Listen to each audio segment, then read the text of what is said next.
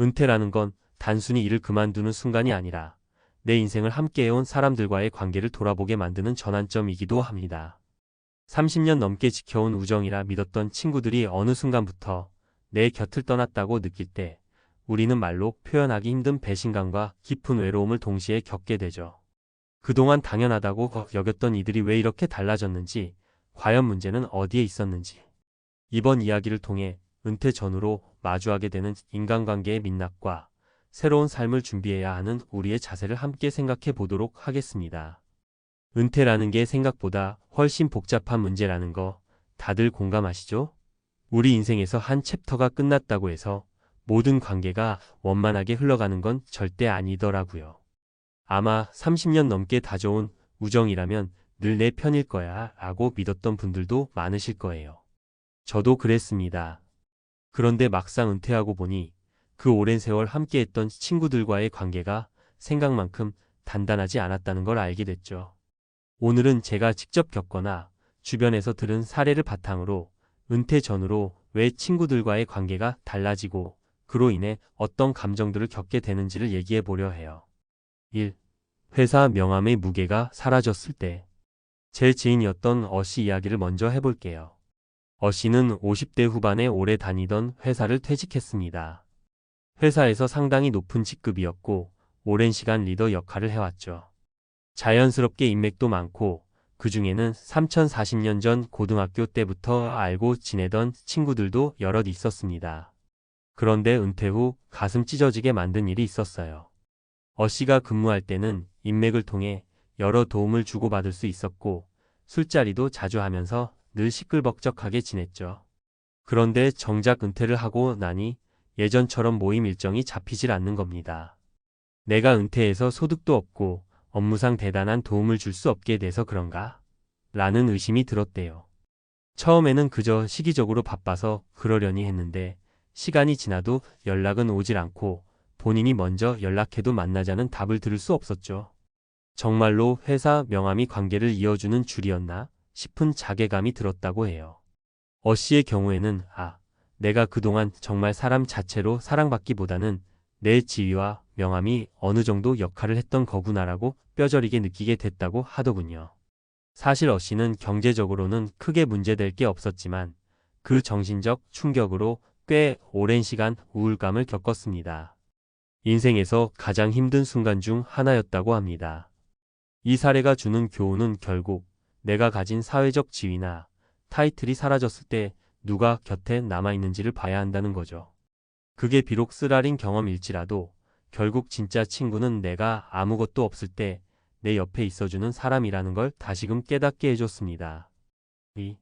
새로운 생활 패턴이 만들어낸 거리감. 두 번째 사례는 B씨 부부의 이야기예요. B씨는 일찍이 사업을 접고 일종의 조기 은퇴를 했습니다. 이 부부는 여행을 무척 좋아해서 주말마다 캠핑을 가거나 차박을 다니면서 시간을 보내곤 했어요. 그런데 주변 친구들과는 정반대 패턴을 살았죠. 친구들은 아직 현역으로 일하고 있거나 주말이면 가족 행사에 매여서 바쁘기도 하고 결국 만남 자체가 점점 뜸해지더랍니다. 예전에는 공통된 주제가 있었죠. 요즘 회사는 어때? 새로운 프로젝트가 어렵지 않아? 이런 식으로 공감대가 있었는데 이제 B씨는 회사를 다니지 않으니 그런 대화에 끼어들기가 애매하고 반대로 친구들은 B씨 부부가 다니는 여행이나 캠핑 이야기를 들으면 은근히 부럽다고 느끼면서도 대놓고 동참할 수는 없으니까 슬슬 뒷말이 돌기 시작한 거예요. 쟤들은 일도 안 하면서 저렇게 펑펑 쓰고 다녀? 같은 말이 들려오니 만날 때마다 공교롭게 어색함이 생겼죠. 결국 B씨 부부는 본인들이 즐거운 생활을 하되 예전처럼 친구들과 자주 교류하기가 어려워졌고 자연스럽게 친목 모임에서 조금씩 빠져나오게 되었습니다.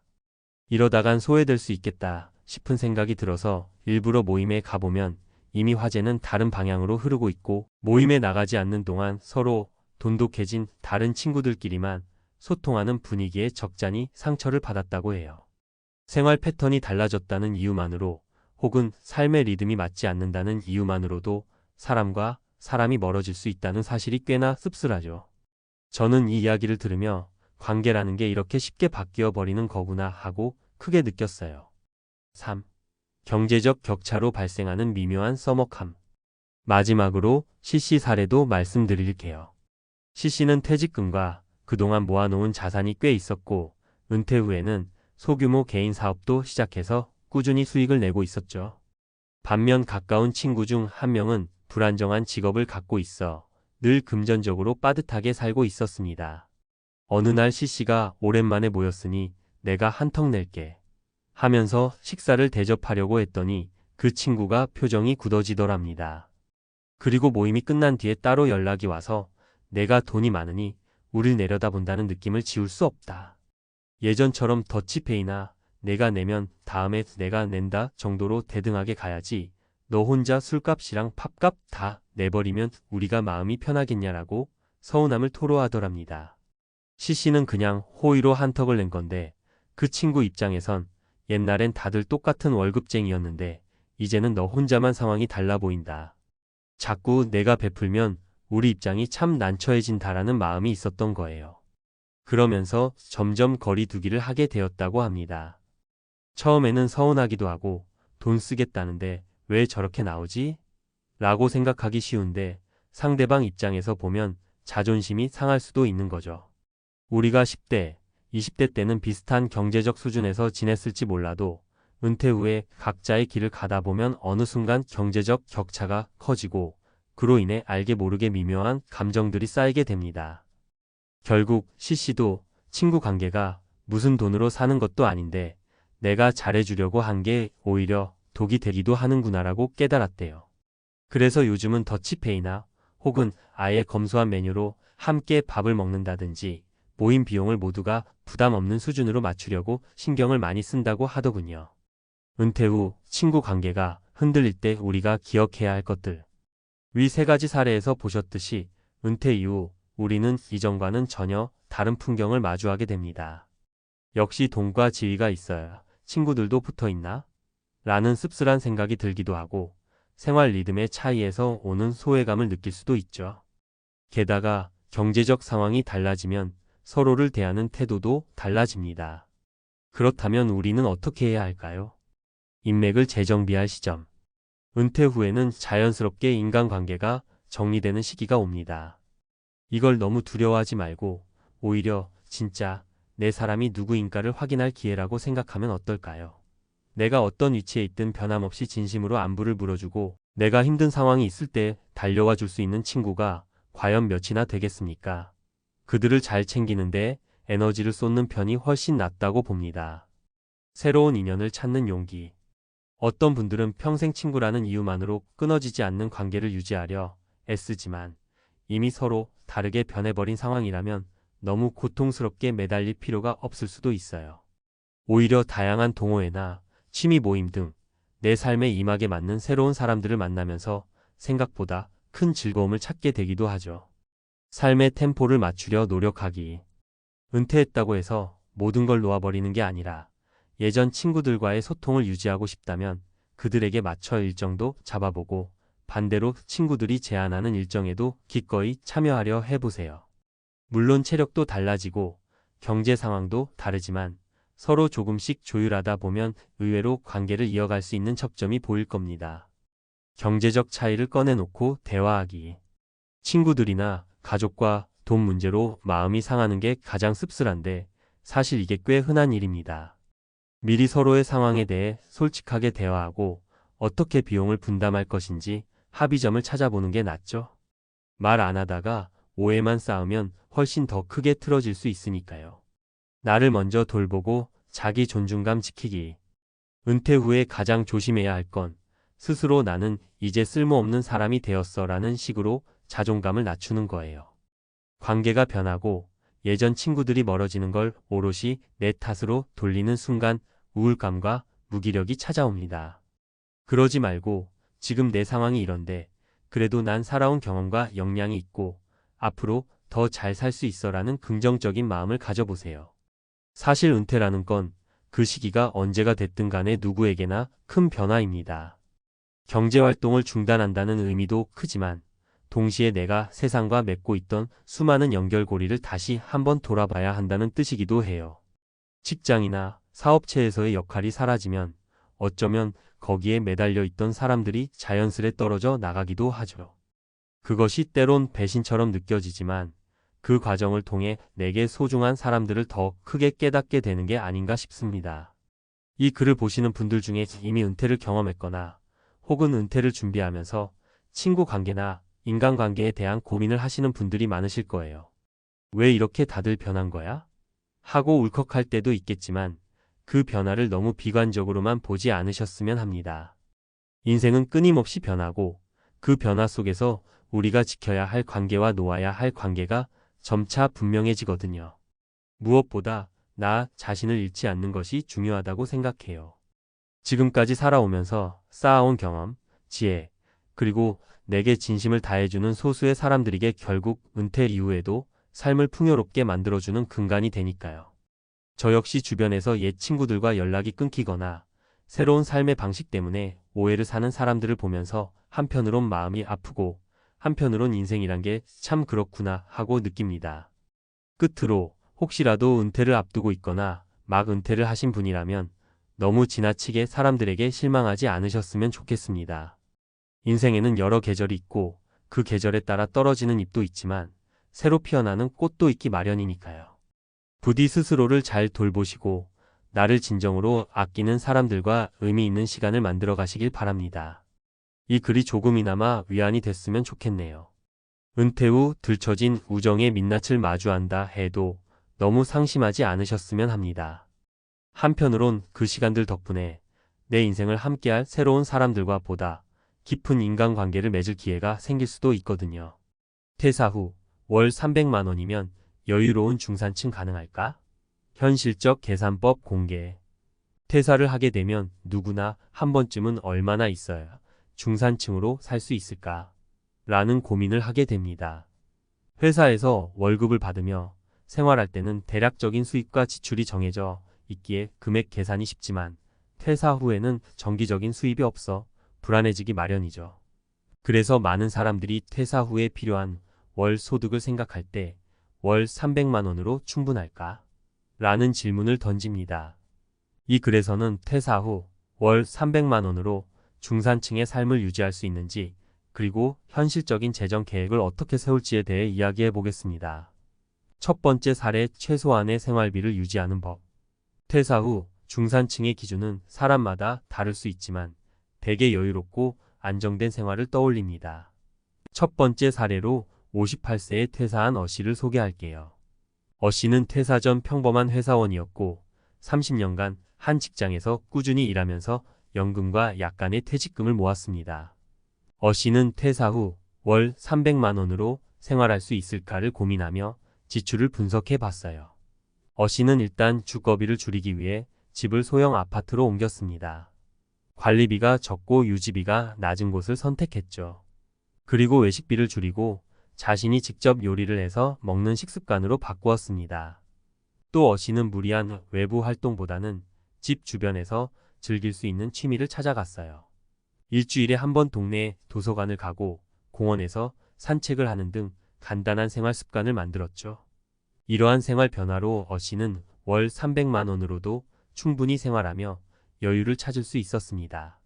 이 사례에서 알 수 있듯이 퇴사 후 월 300만 원으로 여유를 느끼기 위해서는 생활비를 효율적으로 줄이고 본인에게 필요한 것에만 소비하는 생활 태도가 필요합니다. 두 번째 사례, 부업을 통한 추가 수입 창출. 두 번째 사례는 60세에 퇴사한 B씨입니다. B씨는 퇴사 전부터 퇴직 후의 삶에 대해 고민하며 여러 가지 재정 계획을 세웠어요. 그는 평소 글쓰기를 좋아해서 이를 부업으로 연결할 방법을 모색했습니다. 그래서 퇴사 후에는 프리랜서로 블로그와 유튜브를 운영하면서 월 100만 원 정도의 추가 수익을 창출했죠. B씨의 월 소득은 연금 200만 원에 부업을 통한 100만 원의 수입을 합쳐 총 300만 원이 되었습니다.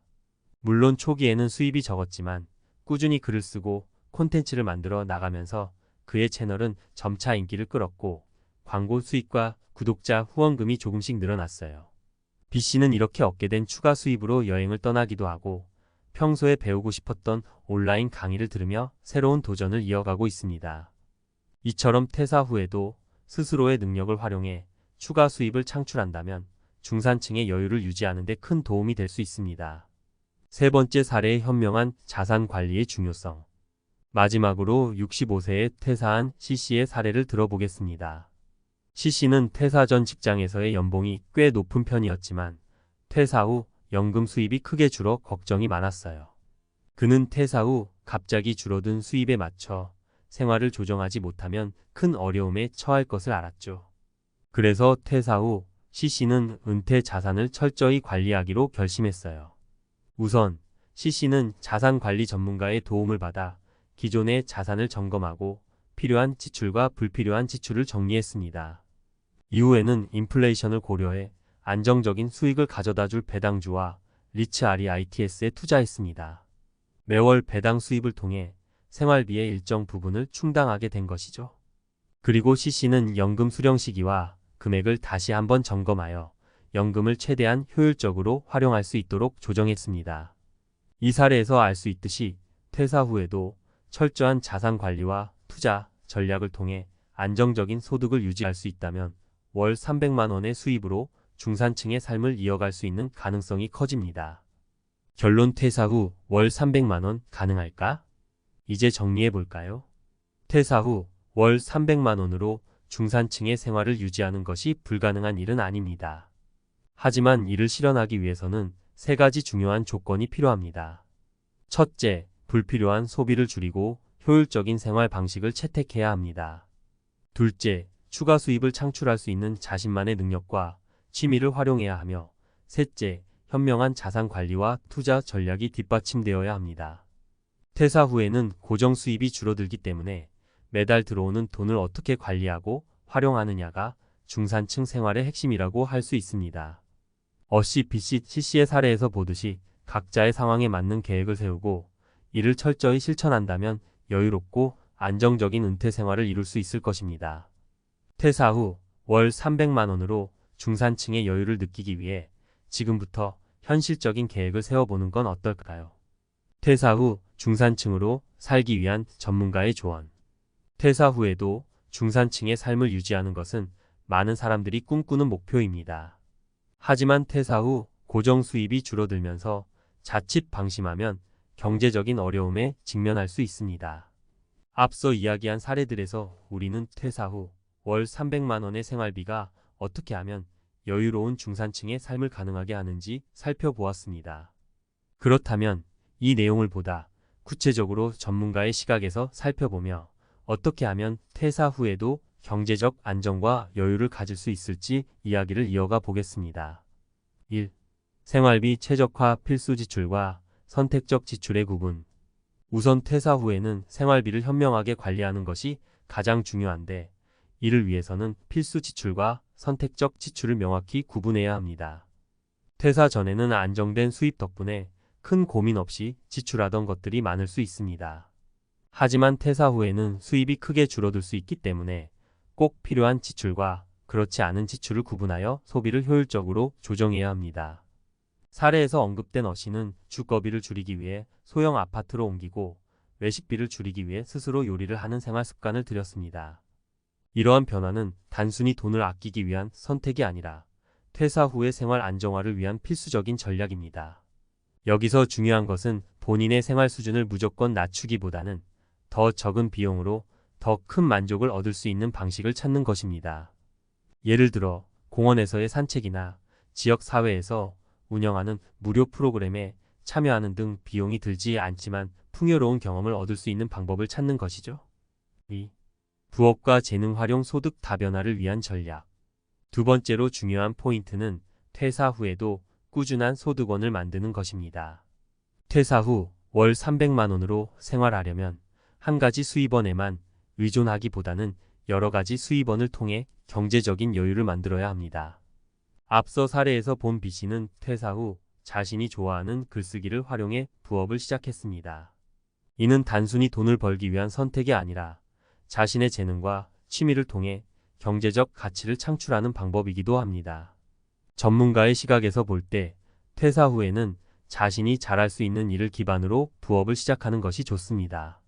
여기서 중요한 것은 수익성이 높은 일을 찾기보다는 자신이 꾸준히 즐길 수 있는 일을 선택하는 것입니다. 퇴사 후의 부업은 시간과 에너지를 스스로 조절할 수 있는 유연함이 큰 장점이기 때문에 경제적인 이익과 동시에 심리적인 만족을 얻을 수 있습니다. 예를 들어 평소 요리에 관심이 많다면 유튜브 채널을 개설해 요리법을 공유하거나 재능 기부 활동을 통해 무료 강좌를 진행할 수도 있습니다. 이를 통해 점차 작은 수익을 만들고 동시에 자신의 삶에 의미를 더하는 것이죠. 전문가들은 퇴사 후의 부업은 돈보다는 의미를 추구해야 한다고 강조합니다. 그래야 지속 가능하며 장기적으로 안정적인 수익을 창출할 수 있기 때문입니다. 3. 자산 관리와 투자의 기본 원칙. 마지막으로 강조하고 싶은 것은 퇴사 후의 자산 관리와 투자입니다. 퇴사 후에도 경제적 여유를 가지려면 단순히 생활비를 줄이는 것뿐만 아니라 자산을 효율적으로 관리해야 합니다. CC의 사례에서 보았듯이 퇴사 후에도 안정적인 소득을 만들기 위해서는 철저한 자산 관리와 투자 전략이 필요합니다. 자산 관리 전문가들은 퇴사 후의 자산 관리는 다음의 3가지 원칙을 따르라고 조언합니다. 첫째, 안정적인 투자 상품을 선택하라는 것입니다. 이는 퇴사 후 불확실한 수익을 기대하기보다는 안정적으로 배당 수익이나 이자를 받을 수 있는 상품에 투자하는 것이 좋다는 뜻입니다. 대표적인 예로 배당주나 리츠 REITs 등이 있죠. 둘째, 유동성 자산을 확보하라는 것입니다. 예상치 못한 지출이나 경제적 위기에 대비해 언제든지 현금화할 수 있는 유동성 자산을 일정 비율로 유지하는 것이 필요합니다. 셋째, 다양한 자산에 분산 투자하라는 것입니다. 이는 자산의 위험을 분산하여 한 곳에 모든 돈을 집중하지 않도록 하는 기본적인 투자 원칙이기도 합니다. 전문가의 조언. 퇴사 후에도 삶의 질을 유지하는 법. 전문가들은 퇴사 후에도 중산층의 삶을 유지하기 위해 다음과 같은 조언을 합니다. 첫째, 퇴사 후의 생활 수준을 지나치게 낮추지 말라는 것입니다. 중요한 것은 비용을 아끼면서도 삶의 질을 높이는 방법을 찾는 것이죠. 예를 들어 비용을 아끼면서도 다양한 경험을 즐길 수 있는 지역 사회 프로그램을 찾아 참여해보는 것입니다. 둘째, 추가 소득을 만들기 위해 자신의 재능을 활용하라는 것입니다. 부업을 통해 경제적 수익을 얻을 수 있는 기회를 찾고 동시에 새로운 도전을 통해 성취감을 느끼는 것이 중요합니다. 셋째, 자산 관리를 통해 안정적인 소득원을 유지하는 전략을 세우라는 것입니다. 투자에 대한 지식이 부족하다면 전문가의 도움을 받거나 기본적인 투자 지식을 학습해 안정적인 투자 상품을 선택해야 합니다. 퇴사 후 월 300만 원으로 중산층의 생활을 유지할 수 있을까라는 질문에 대한 답은 결국 계획에 달려 있다는 것으로 귀결됩니다. CC의 사례에서 알 수 있듯이 자신의 상황에 맞는 현실적인 계획을 세우고 실천한다면 퇴사 후에도 여유로운 중산층의 삶을 유지할 수 있을 것입니다. 중요한 것은 단순히 비용을 줄이기 위한 절약보다는 생활비의 효율적인 관리와 추가 수입 창출, 그리고 현명한 자산 관리라는 3가지 조건을 균형 있게 고려하는 것입니다. 이러한 전략들을 현실적으로 고려한다면 퇴사 후에도 여유로운 중산층의 삶을 충분히 누릴 수 있을 것입니다. 무엇보다 중요한 것은 자신의 재정 상태와 생활 방식을 정직하게 점검하고 그에 맞는 계획을 세우는 일입니다. 퇴사 후 삶의 목표는 단순한 생존이 아니라 안정과 만족을 동시에 추구하는 것이니까요. 이러한 점을 염두에 두고 지금부터 현실적인 계획을 세워보세요. 퇴사 후에도 중산층의 삶을 유지하는 일은 결코 멀리 있는 꿈이 아닙니다. 30년 넘게 납입한 국민연금, 최고참들의 노후는 얼마나 풍요로울까? 30년 넘게 꼬박꼬박 국민연금 부었는데 이제 좀 편하게 살 수 있을까? 국민연금 가입자라면 누구나 한 번쯤 해봤을 고민입니다. 특히 30년 이상 꾸준히 납입해온 최고참 20만 명은 더욱 기대가 클 텐데요. 그들의 노후는 과연 얼마나 풍요로울까요? 국민연금 그 이상의 가치. 국민연금은 단순한 노후 자금 그 이상의 의미를 지닙니다. 사회적 연대, 모든 국민이 함께 부담하고 함께 혜택을 누리는 사회보험 제도입니다. 안정적인 노후 보장, 예측 불가능한 미래에 대한 불안감을 덜어주고 최소한의 생활을 보장합니다. 물가 상승 대비 연금액이 물가 변동에 따라 조정되어 실질 가치를 유지합니다.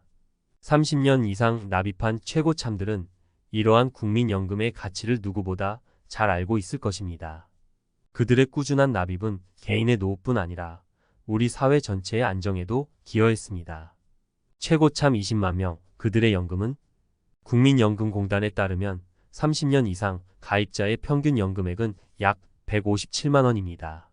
전체 가입자 평균 62만 원의 2.5배에 달하는 금액입니다. 물론 개인별 소득 수준, 가입 기간 등에 따라 실제 수령액은 차이가 있습니다. 하지만 30년 이상 꾸준히 납입했다면 최소한의 생활은 유지할 수 있는 수준의 연금을 받을 수 있습니다. 사례로 살펴보는 국민연금. 사례 1. 30년 가입 평균 소득자 김씨. 김씨는 30년 동안 평균 소득으로 국민연금에 가입했습니다. 그의 예상 연금액은 약 150만 원입니다. 김씨는 국민연금 덕분에 노후에도 경제적 어려움 없이 취미생활을 즐기며 살아갈 수 있을 것 같습니다. 30년 동안 꼬박꼬박 냈는데 이 정도면 괜찮지 않나? 노후 걱정 없이 여행도 다니고 손주들 용돈도 넉넉히 줄 수 있을 것 같아. 젊을 때 조금 힘들었지만 지금 생각하면 정말 잘한 선택이었어. 사례 2. 40년 가입 고소득자 박씨. 박씨는 40년 동안 고소득으로 국민연금에 가입했습니다. 그의 예상 연금액은 약 250만 원입니다.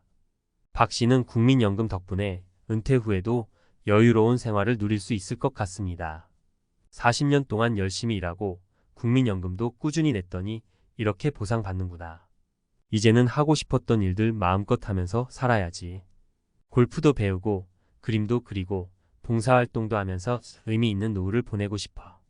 사례 3. 35년 가입 저소득자 이씨. 이씨는 35년 동안 저소득으로 국민연금에 가입했습니다. 그의 예상 연금액은 약 100만 원입니다. 이씨는 국민연금 덕분에 기초적인 생활을 유지하며 노후 빈곤 걱정을 덜 수 있을 것 같습니다.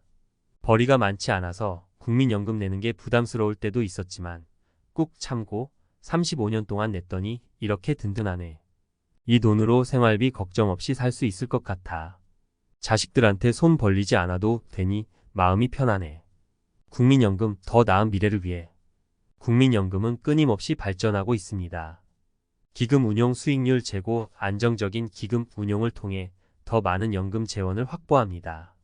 제도 개선, 지속적인 제도 개선을 통해 더욱 공정하고 효율적인 연금 시스템을 구축합니다. 30년 이상 납입한 최고참들은 이러한 노력의 결실을 가장 먼저 누릴 수 있을 것입니다. 그들의 노후는 국민연금의 미래를 보여주는 중요한 지표가 될 것입니다.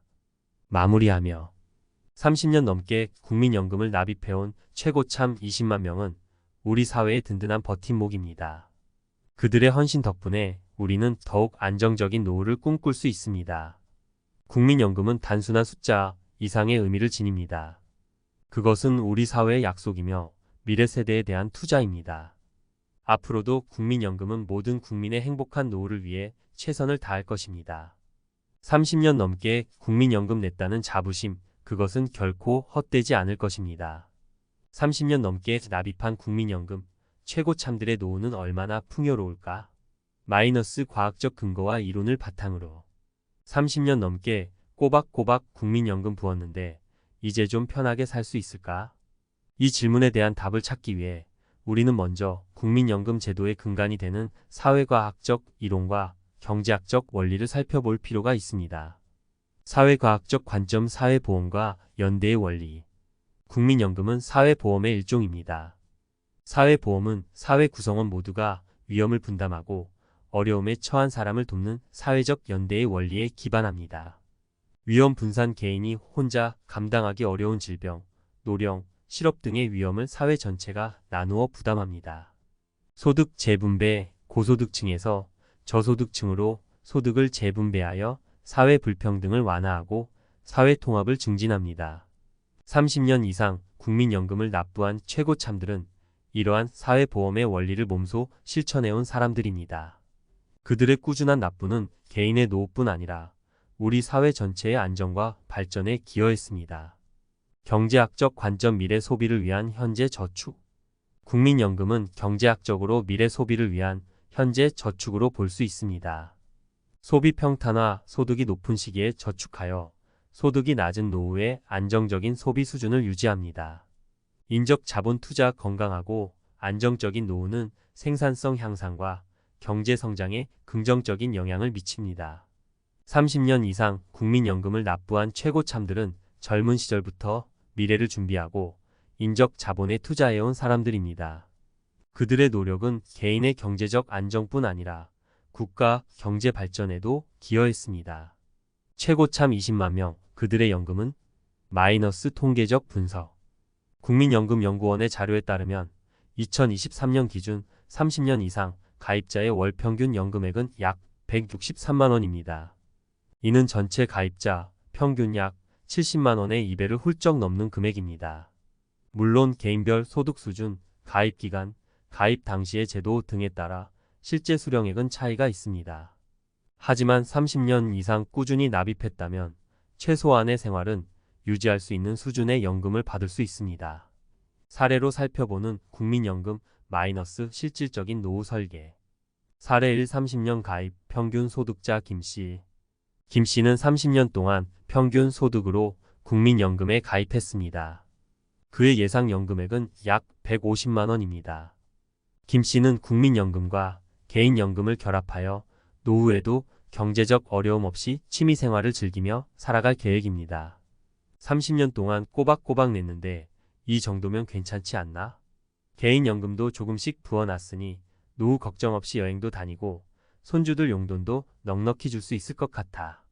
젊을 때 조금 힘들었지만 지금 생각하면 정말 잘한 선택이었어. 사례 2. 40년 가입 고소득자 박씨. 박씨는 40년 동안 고소득으로 국민연금에 가입했습니다. 그의 예상 연금액은 약 250만 원입니다. 박씨는 국민연금과 함께 부동산 투자 등 다양한 노후 준비를 해왔습니다. 그는 은퇴 후에도 여유로운 생활을 누리며 사회공헌 활동에도 적극적으로 참여할 계획입니다. 40년 동안 열심히 일하고 국민연금도 꾸준히 냈더니 이렇게 보상받는구나. 이제는 하고 싶었던 일들 마음껏 하면서 살아야지. 골프도 배우고 그림도 그리고 봉사활동도 하면서 의미 있는 노후를 보내고 싶어. 사례 3. 35년 가입 저소득자 이씨. 이씨는 35년 동안 저소득으로 국민연금에 가입했습니다. 그의 예상 연금액은 약 100만 원입니다. 이씨는 국민연금과 기초연금, 주택연금 등을 활용하여 기초적인 생활을 유지하며 노후 빈곤 걱정을 덜 수 있을 것 같습니다. 벌이가 많지 않아서 국민연금 내는 게 부담스러울 때도 있었지만 꾹 참고 35년 동안 냈더니 이렇게 든든하네. 이 돈으로 생활비 걱정 없이 살 수 있을 것 같아. 자식들한테 손 벌리지 않아도 되니 마음이 편하네. 국민연금, 더 나은 미래를 위해 마이너스 지속적인 개혁과 발전. 국민연금은 끊임없이 발전하고 있습니다. 기금 운용 수익률 제고 안정적인 기금 운용을 통해 더 많은 연금 재원을 확보하고 미래 세대의 부담을 줄입니다. 제도 개선, 지속적인 제도 개선을 통해 더욱 공정하고 효율적인 연금 시스템을 구축하고 노후 소득 보장을 강화합니다. 30년 이상 납입한 최고참들은 이러한 노력의 결실을 가장 먼저 누릴 수 있을 것입니다. 그들의 노후는 국민연금의 미래를 보여주는 중요한 지표가 될 것입니다. 추천 도서. 국민연금 핵심 길라잡이, 국민연금연구원, 국민연금 제도에 대한 전반적인 이해를 돕는 책입니다. 노후 파산, 고득성 노후 빈곤 문제의 심각성을 일깨우고 효과적인 노후 준비 방법을 제시합니다. 나는 돈 없이 살기로 했다. 사사키 후미오 미니멀리즘 라이프 스타일을 통해 물질적 풍요보다 정신적 풍요를 추구하는 삶을 제안합니다. 30년 납입, 평균, 소득자, 김씨의 노후 설계 국민연금, 든든한 버팀목이 될까? 30년 동안 꼬박꼬박 냈는데 이 정도면 괜찮지 않나? 노후 걱정 없이 여행도 다니고 손주들 용돈도 넉넉히 줄 수 있을 것 같아. 젊을 때 조금 힘들었지만 지금 생각하면 정말 잘한 선택이었어. 김씨의 이야기는 많은 국민연금 가입자들의 마음을 대변합니다. 30년이라는 긴 시간 동안 꾸준히 납입한 국민연금, 과연 김씨의 노후를 든든하게 지켜줄 수 있을까요? 오늘은 김씨의 사례를 통해 평균 소득자가 국민연금으로 어떤 노후를 설계할 수 있을지 전문가의 시각으로 자세히 살펴보겠습니다. 1. 김 씨의 예상 연금액 150만 원 충분할까? 김 씨의 예상 연금액은 월 150만 원입니다. 이는 2023년 기준 30년 이상 가입자의 평균 연금액 약 163만 원과 비슷한 수준입니다. 하지만 이 금액이 김 씨의 노후 생활에 충분할지는 개인적인 상황과 기대 수준에 따라 달라질 수 있습니다. 기본적인 생활비 충당 통계청의 2022년 가계 동향 조사에 따르면 65세 이상 1인 가구의 월 평균 소비 지출은 약 120만 원입니다. 김 씨의 예상 연금액은 이를 상회하므로 기본적인 생활비는 충당할 수 있을 것으로 보입니다. 여가 및 문화생활 하지만 여행, 취미활동, 외식 등 여가 및 문화생활을 즐기기에는 다소 부족할 수 있습니다. 의료비 예상치 못한 질병이나 사고로 인한 의료비 지출은 김 씨의 노후 생활에 큰 부담이 될 수 있습니다. 물가 상승을 고려하면 김 씨의 연금 실질 가치는 시간이 지날수록 감소할 수 있습니다. 2. 김 씨의 노후 설계 국민연금을 기반으로 다층적인 노후 소득 확보 필요. 김 씨가 국민연금만으로 풍요로운 노후를 꿈꾸기는 어려울 수 있습니다. 따라서 국민연금을 기반으로 다층적인 노후 소득 확보 전략을 세우는 것이 중요합니다. 개인연금 활용 젊은 시절부터 개인연금에 가입하여 추가적인 노후 자금을 마련하는 것이 좋습니다. 세액공제 혜택을 받을 수 있는 연금저축이나 개인형 퇴직연금 IRP 등을 활용할 수 있습니다. 주택연금 활용주택을 소유하고 있다면 주택연금을 통해 추가적인 노후 소득을 확보할 수 있습니다. 퇴직금 활용 퇴직금을 일시금으로 수령하기보다는 연금 형태로 수령하여 안정적인 노후 소득을 확보하는 것이 좋습니다. 자산관리 예적금, 펀드, 주식 등 다양한 금융 상품을 활용하여 자산을 효율적으로 관리하고 노후 자금을 늘려나가는 것이 중요합니다. 절세 전략, 연금 소득에 대한 세금을 줄이기 위한 절세 전략을 세우는 것도 중요합니다. 3. 김 씨에게 필요한 노후 준비 맞춤형 전략 수립. 김 씨의 경우 다음과 같은 노후 준비 전략을 고려해 볼 수 있습니다. 개인연금 추가 납입, 국민연금 외에 추가적인 노후 소득을 확보하기 위해 개인연금에 추가 납입하는 것을 고려할 수 있습니다. 특히 세액 공제 혜택을 받을 수 있는 연금저축이나 IRP를 활용하는 것이 좋습니다. 주택연금 가입 주택을 소유하고 있다면 주택연금 가입을 통해 추가적인 노후 소득을 확보할 수 있습니다. 주택연금은 평생 동안 거주하면서 매월 연금을 받을 수 있는 제도입니다. 건강관리 건강은 노후 생활의 가장 중요한 자산입니다. 규칙적인 운동과 건강검진을 통해 건강을 유지하고 의료비 지출을 줄이는 것이 중요합니다. 평생 교육 은퇴 후에도 새로운 것을 배우고 사회활동에 참여하는 것은 삶의 만족도를 높이고 건강한 노후를 유지하는 데 도움이 됩니다. 4. 전문가의 조언 30년 납입 시작일 뿐입니다. 김 씨처럼 30년 동안 국민연금을 납입한 것은 분명 칭찬받아 마땅한 일입니다. 하지만 이는 노후 준비의 시작일 뿐 끝이 아닙니다. 국민연금은 기본적인 노후 생활을 위한 안전망 역할을 하지만 풍요로운 노후를 위해서는 추가적인 노력이 필요합니다. 개인의 상황에 맞는 노후 설계, 개인의 경제 상황, 건강 상태, 가족 구성 등을 고려하여 맞춤형 노후 설계를 하는 것이 중요합니다. 전문가, 상담, 재무설계사나 연금 전문가와 상담하여 자신의 상황에 맞는 노후 준비 전략을 세우는 것이 좋습니다. 꾸준한 정보 탐색, 국민연금 제도 및 관련 정책 변화에 대한 정보를 꾸준히 탐색하고 필요한 경우 전문가의 도움을 받는 것이 좋습니다. 마무리하며 30년 넘게 국민연금을 납입해온 김 씨의 이야기는 많은 사람들에게 희망과 용기를 줍니다. 하지만 국민연금만으로는 풍요로운 노후를 보장하기 어렵다는 현실도 직시해야 합니다. 김 씨처럼 30년 이상 국민연금을 납입한 분들은 이제부터라도 적극적으로 노후 준비에 나서야 합니다. 국민연금을 기반으로 개인연금, 주택연금, 퇴직금 등 다양한 노후 소득원을 확보하고 건강관리와 평생교육에도 힘써야 합니다. 30년 납입 이제 시작입니다. 든든한 국민연금을 기반으로 더욱 풍요로운 노후를 설계하세요. 40년 납입, 고소득자 박 씨의 노후 국민연금, 황금빛 노후를 보장할까? 40년 동안 열심히 일하고 국민연금도 꾸준히 냈더니 이렇게 보상받는구나. 이제는 하고 싶었던 일들 마음껏 하면서 살아야지. 골프도 배우고 그림도 그리고 봉사활동도 하면서 의미 있는 노후를 보내고 싶어. 박 씨의 이야기는 성실하게 살아온 많은 이들에게 희망을 줍니다. 40년이라는 긴 세월 동안 고소득을 유지하며 국민연금을 납부한 박 씨. 그는 과연 국민연금으로 황금빛 노후를 맞이할 수 있을까요? 기자의 시각으로 박 씨의 노후 설계를 꼼꼼하게 분석해 보겠습니다. 1. 박 씨의 예상 연금액 250만 원. 여유로운 노후의 기반? 박 씨의 예상 연금액은 월 250만 원입니다. 이는 2023년 기준 전체 가입자 평균 연금액 약 70만 원의 3.5배를 훌쩍 넘는 금액이며 30년 이상 가입자 평균 약 163만 원보다도 훨씬 높습니다. 여유로운 노후 생활 박 씨의 예상 연금액은 65세 이상 2인 가구의 월 평균 소비 지출 약 200만 원을 넘어섭니다. 따라서 기본적인 생활비는 물론 여가 및 문화생활까지 충분히 즐길 수 있을 것으로 예상됩니다. 의료비 및 예상치 못한 지출하지만 예상치 못한 의료비나 갑작스러운 지출에 대비하기 위해서는 추가적인 노후 자금 마련이 필요할 수 있습니다. 물가 상승 장기적인 관점에서 물가 상승을 고려하면 박 씨의 연금 실질 가치는 시간이 지날수록 감소할 수 있습니다. 2. 박 씨의 노후 설계 국민연금을 넘어 다각적인 자산 관리 필요. 박 씨는 국민연금 외에도 부동산 투자 등 다양한 노후 준비를 해왔습니다.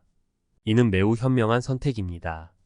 국민연금은 안정적인 노후 생활의 기반을 제공하지만 진정으로 여유로운 노후를 위해서는 다각적인 자산 관리가 필요합니다.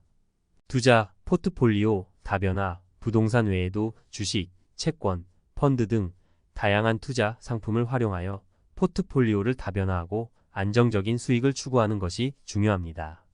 절세 전략, 금융소득 종합과세, 양도소득세 등 각종 세금에 대한 이해를 바탕으로 효과적인 절세 전략을 수립해야 합니다. 유언 및 상속 계획 자산 규모가 큰 경우 유언 및 상속 계획을 미리 세워 가족 간 분쟁을 예방하고 원활한 자산 승계를 준비하는 것이 중요합니다. 3. 박 씨에게 필요한 노후 준비 지속적인 자기 개발과 사회 참여. 박 씨는 경제적으로 여유로운 노후를 맞이할 가능성이 높습니다. 하지만 진정으로 행복한 노후를 위해서는 물질적인 풍요뿐 아니라 정신적인 만족감도 중요합니다. 평생 교육 은퇴 후에도 새로운 것을 배우고 지적 호기심을 충족시키는 것은 삶의 활력을 유지하고 치매 예방에도 도움이 됩니다.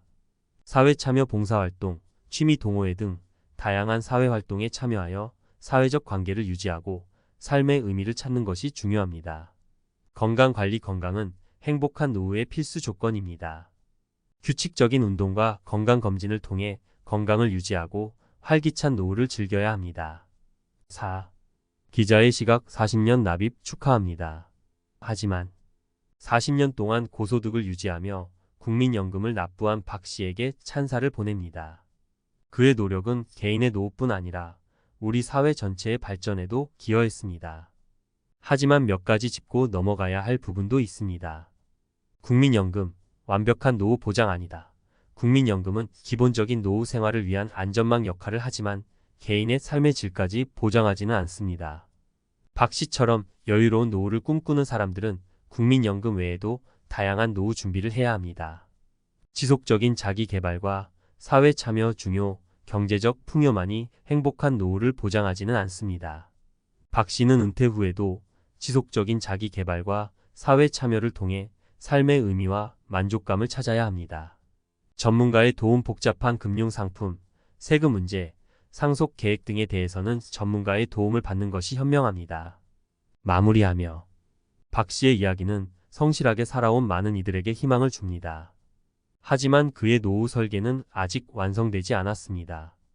박 씨는 국민연금을 기반으로 다각적인 자산 관리와 지속적인 자기 개발을 통해 진정으로 풍요로운 노후를 만들어가야 합니다. 40년 납입 축하합니다. 이제부터 진짜 시작입니다.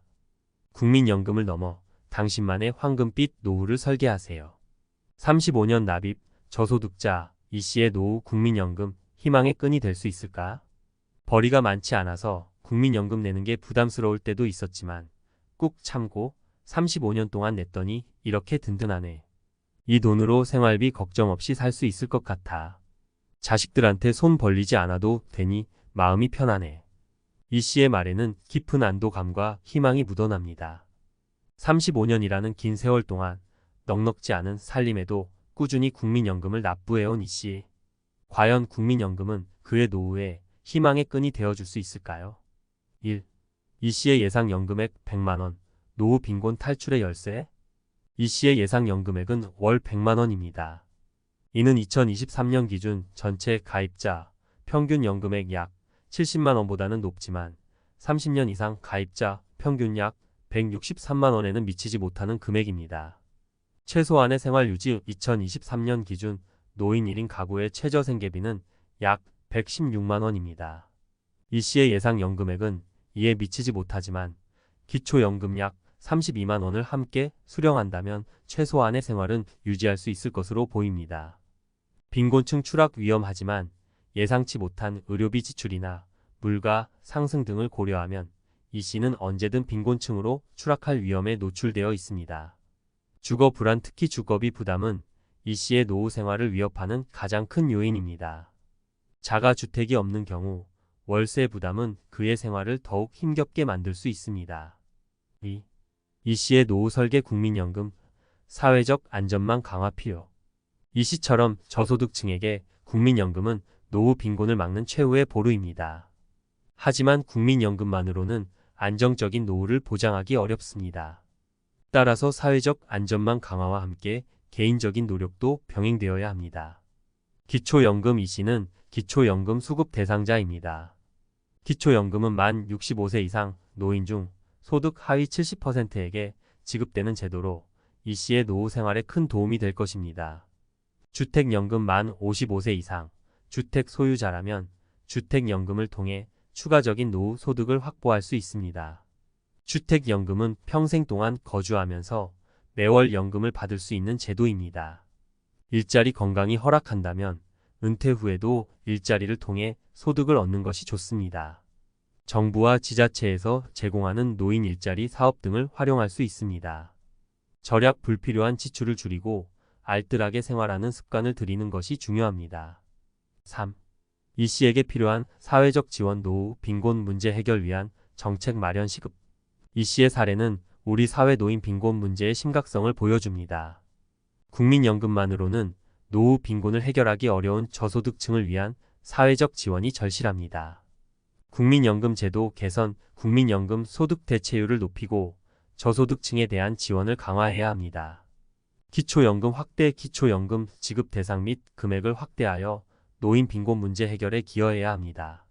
노인 일자리 확대. 양질의 노인 일자리를 확대하여 노인들의 경제적 자립을 지원해야 합니다. 주거 지원. 저소득 노인들을 위한 공공임대주택 공급을 확대하고 주거비 부담을 완화해야 합니다. 4. 기자의 시각. 35년 납입, 눈물겨운 노력입니다. 하지만 35년 동안 힘든 상황에서도 꾸준히 국민연금을 납부해온 이 씨의 노력은 존경받아 마땅합니다. 하지만 그의 노후는 여전히 불안합니다. 국민연금과 기초연금만으로는 그의 노후를 완벽하게 보장할 수 없습니다. 사회적 책임. 이 씨와 같은 저소득층 노인들의 노후 빈곤 문제는 개인의 책임이 아닌 사회 전체의 책임입니다. 정부와 사회는 노인 빈곤 문제 해결을 위한 적극적인 정책을 마련해야 합니다. 희망의 끈. 국민연금은 이 씨에게 희망의 끈이 될 수 있습니다. 하지만 그 끈을 더욱 튼튼하게 만들기 위해서는 사회적 지원과 개인적인 노력이 함께 필요합니다. 연대의 중요성. 이 씨의 이야기는 우리 사회 구성원 모두가 서로 돕고 함께 살아가는 연대의 중요성을 다시 한번 일깨워 줍니다. 마무리하며 이 씨의 이야기는 우리 사회 노인 빈곤 문제의 현주소를 보여주는 뼈아픈 사례입니다. 35년 동안 묵묵히 국민연금을 납부해온 이 씨에게 우리 사회는 어떤 답을 줄 수 있을까요? 국민연금은 분명 희망의 씨앗입니다. 하지만 그 씨앗이 튼튼하게 뿌리내리고 꽃을 피우기 위해서는 사회 전체의 관심과 노력이 필요합니다. 이 씨의 이야기를 통해 우리 사회 노인 빈곤 문제에 대한 진지한 고민과 해결 노력이 시작되기를 기대합니다. 35년 납입, 눈물겨운 노력입니다. 이제는 사회가 답할 차례입니다. 국민연금을 넘어 더욱 촘촘한 사회 안전망으로 이 씨의 노후를 지켜줍시다. 여러분 안녕하세요. 오늘은 우리 모두가 언젠가는 마주할 수 있는 현실, 바로 은퇴 준비와 그 이후의 삶에 대해 이야기해 보려고 해요. 특히 55세 전문직 남성이 퇴직 후 겪은 취업 사기 사건을 비롯해서 은퇴 후 준비 부족으로 겪게 되는 어려움에 관한 생생한 사례들을 들려드릴게요. 은퇴를 앞두고 열심히 일해온 사람들이 갑자기 찾아온 현실의 벽 앞에서 얼마나 무력해지는지, 그리고 그 속에서 우리가 어떻게 대비해야 하는지 같이 고민해보자는 취지로 이야기 시작할게요. 먼저 현실적으로 생각해보면 우리나라는 정년퇴직 이후의 삶에 대해 충분히 준비하지 못한 사람들이 많아요. 회사에 다니면서는 나중에 연금도 받고 조금은 편안하게 살겠지라고 믿기 쉽지만 실제 퇴직 후 만나는 현실은 그리 녹록치 않은 경우가 많습니다. 특히 50대 중후반의 전문직 남성들은 오랜 기간 한 분야에서 뛰어왔지만 은퇴 후에는 그동안 쌓아온 기술이나 경험이 사회의 다른 영역에서 통하지 않을 때가 많거든요. 사례 1. 55세 전문직 씨의 충격적인 현실. 씨는 30년 넘게 전문직 분야에서 인정받는 인재로 일해왔어요. 퇴직을 앞두고 은퇴 후에 여유로운 생활을 꿈꿨던 씨였지만 실제로 퇴직한 후 찾아온 것은 취업 사기라는 충격적인 사건이었어요. 씨는 온라인에 올라온 은퇴 후에도 경력이 통하는 일자리 광고를 보고 연락을 하게 되었는데 그곳은 사실상 돈만 받고 일을 시키는 가짜 채용 정보였던 거죠. 믿기 어려울 정도로 당황스러운 상황 속에서 씨는 내 경력과 경험을 믿고 준비한 것이 한순간에 무너져 버렸다며 후회와 분노를 토로했어요. 이 사례를 보면 우리 모두 은퇴 준비를 할 때 안전한 선택이라는 착각에 빠지지 말고 반드시 믿을 만한 정보를 통해서만 취업이나 활동 계획을 세워야 한다는 경고를 다시 한번 느끼게 됩니다. 사례 2. 60세 전직 교수 B씨의 노후 생계 위기. 두 번째 사례는 60세가 되어 은퇴한 전직 교수 B씨의 이야기예요. B씨는 오랜 학문 연구와 강의로 명성을 쌓았던 분이지만 은퇴 후 연금으로만 생활하기에는 턱없이 부족한 현실에 부딪혔어요. 당시 B씨는 내 연구실과 강의 경력이 무슨 소용이랴, 이제는 단순히 살아가야 하는데 라며 절망감을 감추지 못했답니다. B씨는 은퇴 후 돈 벌기 위해 다양한 아르바이트와 강연 활동을 시도했지만 나이가 많다는 이유로 정작 원하는 자리를 얻지 못하는 경우가 많았어요. 젊은 시절 준비가 부족했구나라는 자책과 함께 은퇴 준비의 중요성을 몸소 깨닫게 된 사례죠. 특히 사회에서는 경험이 중요한 만큼 젊은 인재를 선호하는 구조적인 문제도 있었기에 B씨 같은 경우는 경제적 자립에 큰 어려움을 겪었어요. 사례 3. 57세 대기업 직원 C씨의 불안한 재취업 도전. 세 번째 사례는 57세의 대기업에서 오랫동안 근무한 C씨의 이야기예요. C씨는 퇴직 후 좀 더 자유로운 삶을 살겠다는 마음으로 여러 창업 아이디어와 취업 도전을 해봤지만 현실은 냉정했어요. 내가 가진 전문 지식과 경험이 사실은 특정 분야에 국한되어 있었다는 걸 깨달았다며 은퇴 후 새로운 직장을 구하는 데 어려움을 겪었답니다. C씨는 여러 차례 인터뷰를 보러 다녔지만 우리 회사는 젊은 에너지가 필요해요 라는 말에 번번이 좌절감을 맛보았어요. 결국 C씨는 단기 계약직이나 프리랜서 형태로만 일자리를 찾을 수 있었고 안정적인 생활 기반을 마련하기란 쉽지 않았죠. 이 사례는 우리에게 나이가 들수록 준비해야 할 것이 많다는 교훈을 주는 동시에 사회 전반의 인력 구조 문제를 드러내기도 합니다. 은퇴 준비 어디서부터 시작해야 할까? 이처럼 각기 다른 사례들을 보면서 느낀 건 은퇴 후 삶을 준비하는 것이 단순히 돈만 모으는 문제가 아니라 새로운 사회적 역할과 정체성을 찾아가는 과정이라는 사실이에요. 우리 모두는 은퇴를 앞두고 여유로운 시간이라는 환상에 빠지기 쉽지만 실제로는 끊임없이 변화하는 사회 구조 속에서 자신을 재정의하고 새로운 도전을 준비해야 합니다. 정보의 신뢰성 확인. 위에서 소개한 씨 사례처럼 온라인 정보나 광고에 휘둘리지 말고 정부나 공신력 있는 기관에서 제공하는 자료를 꼼꼼히 확인해야 해요. 은퇴 후에도 안전한 선택을 하기 위해서는 믿을 수 있는 정보를 통해 계획을 세워야 한다는 점을 잊지 말아야 합니다. 스킬 업그레이드와 평생 교육. B씨 사례에서 보듯 오랜 경력을 쌓았더라도 사회는 빠르게 변화하고 있어요. 은퇴 후에도 자신이 원하는 분야에서 계속 활동하려면 평생 교육이나 새로운 기술 습득에 대한 투자도 필요합니다. 은퇴를 끝이 아니라 새로운 시작으로 바라보는 마인드셋이 중요하다는 점 다시 한번 강조하고 싶어요. 사회적 네트워크 확장. CC의 경험처럼 나이가 들수록 새로운 기회를 찾기 어려운 구조적인 문제도 존재합니다. 따라서 평소의 동료나 친구, 동호회 등 다양한 사회적 네트워크를 유지하고 확장하는 것이 큰 도움이 될 수 있어요. 새로운 정보를 얻고 협력할 수 있는 사람들과의 관계는 은퇴 후 재취업이나 새로운 활동의 큰 밑거름이 됩니다. 결론 은퇴는 또 다른 도전의 시작. 55세, 57세, 60세 각기 다른 나이와 경력의 사람들이지만 그들이 겪은 은퇴 후의 현실은 우리 모두에게 큰 경종을 울려줍니다.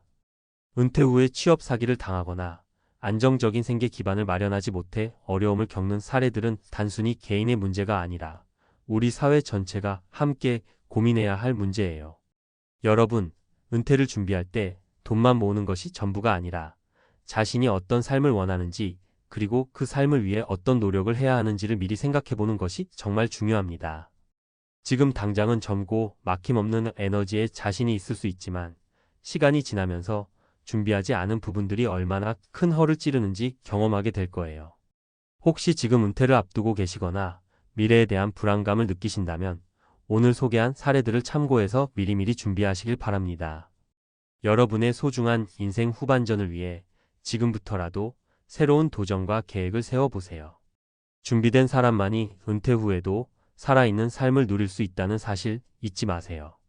이 글을 통해 은퇴 준비의 중요성과 실제 사례에서 배울 수 있는 교훈들이 여러분의 미래에 조금이나마 도움이 되길 진심으로 바랍니다.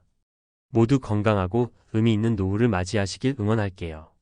은퇴 준비와 그 이후의 삶, 특히 55세 전문직 남성이 퇴직 후 겪은 취업 사기 사건을 중심으로 우리가 마주할 수 있는 노후의 현실과 그 준비 과정에 대해 이야기해 보려고 합니다. 평생 한 분야에서 헌신해온 사람들이 퇴직을 맞이하면 단순히 연금과 저축만으로는 해결되지 않는 복합적인 문제들이 나타납니다. 저 역시 여러 상담과 연구를 통해 은퇴 후 겪게 되는 심리적, 경제적 어려움, 그리고 사회 구조적 문제들을 직접 보아왔습니다.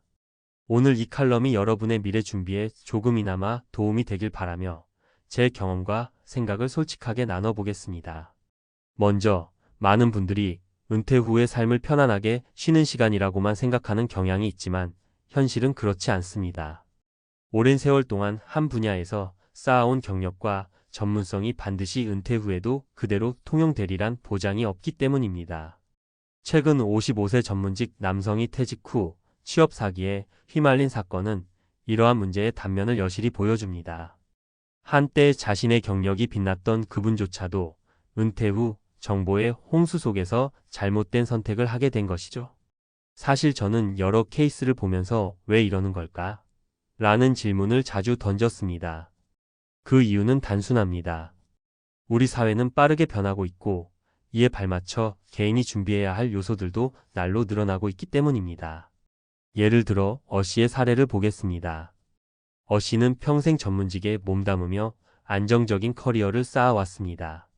퇴직 후에도 내 경험과 경력이 그대로 통할 거야 라는 막연한 믿음으로 새로운 도전을 시도했지만 실제로는 정보의 불투명성과 급변하는 시장 상황에 휘말려 취업 사기라는 큰 충격을 받았습니다. 내가 그동안 쌓은 모든 것이 한순간에 무너지는 기분이었다라는 어씨의 후회 섞인 한마디는 우리 모두에게 경종을 울려줍니다. 또 다른 사례로 전직 교수 B씨의 이야기를 들 수 있습니다. B씨는 오랜 기간 학계에서 명성을 쌓아왔지만 은퇴 후 예상치 못한 어려움에 직면했습니다. 내가 쌓아온 학문적 업적이 오히려 벽이 되어버렸다는 B씨의 고백은 많은 이들에게 큰 충격을 주었습니다. B씨는 은퇴 후에도 연구와 강연 활동을 이어가려 했지만 젊은 세대와의 경쟁, 시대 변화에 밀려 원하는 자리를 얻지 못했고 결국 경제적 어려움에 시달리게 되었습니다. 이처럼 아무리 오랜 경력과 경험이 있더라도 시대의 변화에 대응하는 준비가 없으면 은퇴 후의 삶은 고달픈 도전이 될 수밖에 없습니다. 세 번째 사례로는 CC를 꼽아 볼 수 있습니다. CC는 대기업에서 오랜 기간 근무하며 안정적인 직장 생활을 유지해 왔지만 퇴직 후 재취업 시장에서 수차례 좌절을 맛보았습니다. 면접 때마다 젊은 감각이 필요하다는 말을 듣고 점점 자신감을 잃어갔다고 CC는 말합니다. 결국 그는 단기 계약직이나 프리랜서 형태의 일자리에 겨우 의지할 수밖에 없었는데요. 이 사례는 나이가 들수록 단순한 경력만으로는 살아남기 어렵다는 현실을 여실히 보여줍니다. 이처럼 우리 모두가 겪을 수 있는 은퇴 후의 현실은 단순히 돈 문제나 연금 문제만이 아니라 정보의 불투명성, 급변하는 사회 구조, 그리고 자신을 재정의해야 하는 심리적 부담 등 여러 요소가 복합적으로 작용합니다. 그렇다면 이러한 어려움을 어떻게 극복할 수 있을까요? 제가 생각하는 몇 가지 해결 방안을 여러분과 공유해 보려 합니다. 첫째, 지속적인 학습과 자기계발입니다. 은퇴를 앞두고 있다고 해서 학습을 멈추어서는 안 됩니다. 오히려 변화하는 시대에 맞춰 새로운 기술이나 트렌드를 따라잡기 위해 평생 교육의 중요성은 더욱 커지고 있습니다. 온라인 강의, 워크숍, 지역 사회센터에서 제공하는 프로그램 등을 적극 활용해 자신을 업그레이드하는 것이 필요합니다.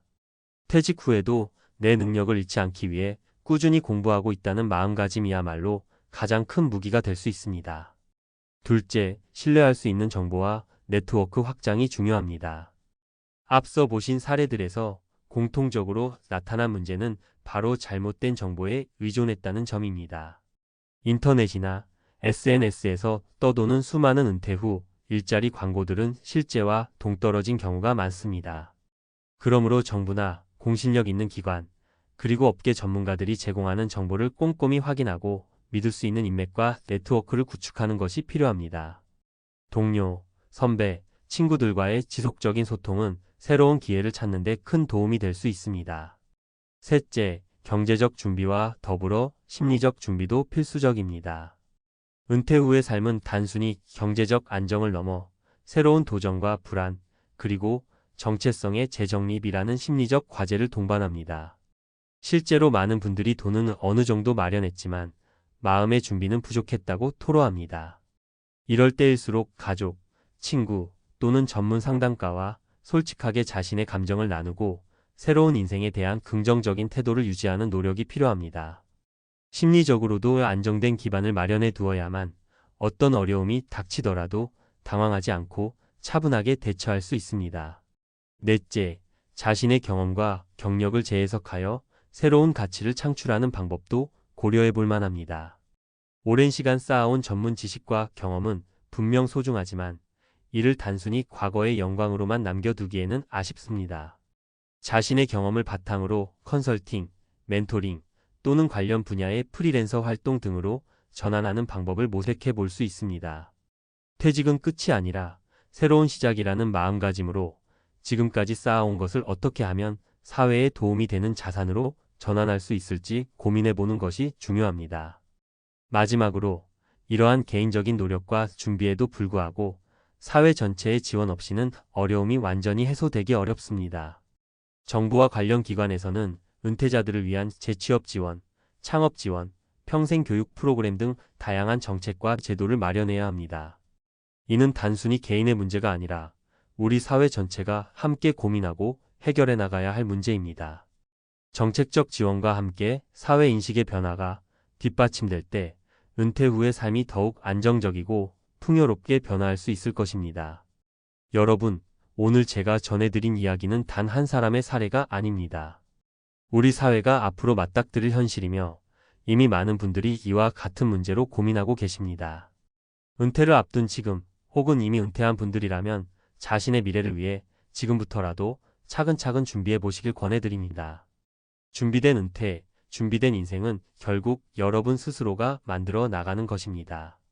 이 칼럼이 여러분에게 미리 준비하는 삶의 중요성을 다시 한번 일깨워주고 앞으로의 계획을 세우는 데 있어 작은 길잡이가 되었으면 좋겠습니다. 지금 당장은 막막해 보일지 모르지만 꾸준한 노력과 현명한 선택이 모여 여러분의 노후를 더욱 안정적이고 행복하게 만들어줄 것입니다. 우리 모두 각자의 자리에서 미래를 준비하며 변화하는 시대에 능동적으로 대처해 나가길 바랍니다. 여러분의 노후가 단순한 은퇴가 아닌 새로운 도전과 기회의 시작이 되길 진심으로 응원합니다. 감사합니다.